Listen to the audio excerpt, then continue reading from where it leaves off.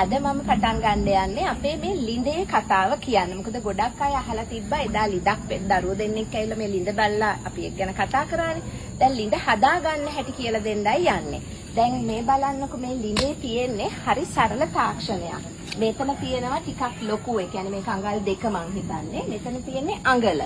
එතකොට මේ PVC බටේ මේ අඟලේ බටේ ලිඳ ඇතුළටම ගිහිල්ලා U එකක් වගේ තියෙනවා. මම ඒකට පොඩි ඩයග්‍රෑම් එකක් දාන්නම්. U එකක් වගේ තියෙන්නේ මෙහෙම ඇතුළට ගිහිල්ලා උඩට පොඩ්ඩක් ඇවිල්ලා U එකෙන් නවතිනවා. ඒතකොට මේ ලණුව තියෙනවානේ මේ පේනවාද මේ ලණුව මෙතනින් තමයි මූට්ටු කරලා තියෙන්නේ.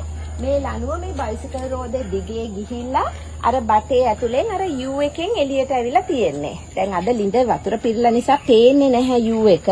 නැත්තම් මේක තනිකර මෙහෙම ලූප් එකක් යන්නේ.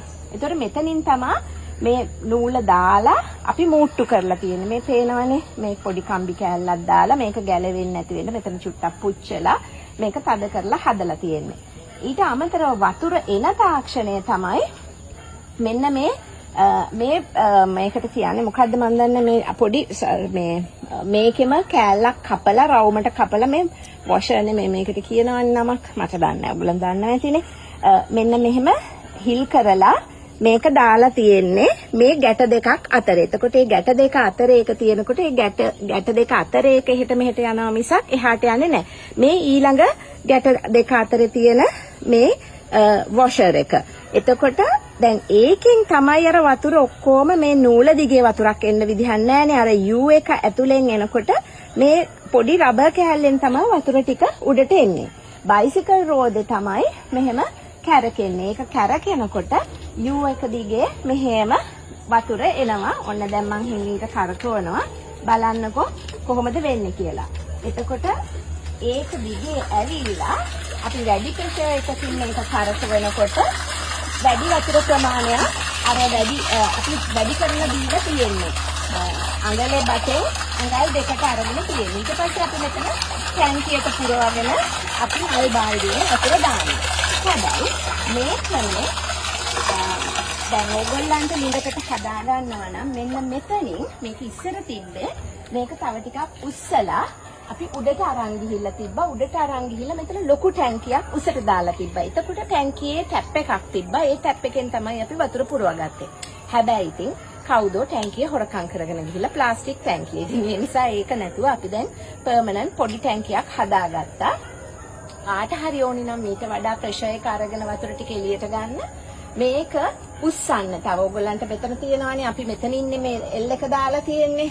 මේ එල්බෝ මේ ජොයින්ට් එක මේ එල්බෝ නෙමෙයි මේක T ජොයින්ට් එක දාලා තියෙන. T ජොයින්ට් එක තව ටිකක් උස්සලා ඔයගොල්ලන්ට මේ හරියට දාලා උඩට බටේ යවලා ගන්න පුළුවන්. මම දන්නවා ඉංජිනේරින් දන්න අයට ඔයගොල්ලන්ට මේක හදා ගන්න පුළුවන්.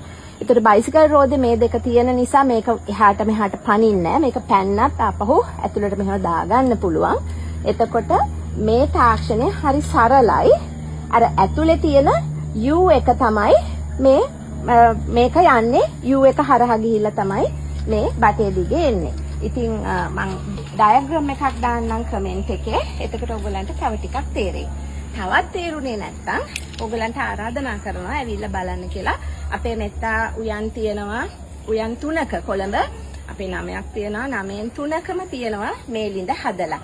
ඉතින් ඒකේ හොඳටම ක්‍රියාත්මක වෙන ලස්සන එකක් තියෙනවා.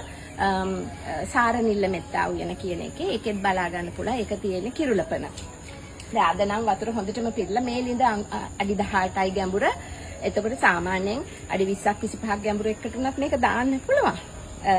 නූල දික් කරලා එස්ලෝන් බටේ දිගට දාලා U එක මෙහෙම ගන්නයි තියෙන්නේ. ඒ කර්ව් එක දිගේ තමයි මේ නූල කැරකෙන්නේ. මං හිතනවා තේරෙන්න ඇති කියලා. අපි බලමු තේරුම් නැති අය ඉන්නවා නම් ආයි අහන්න.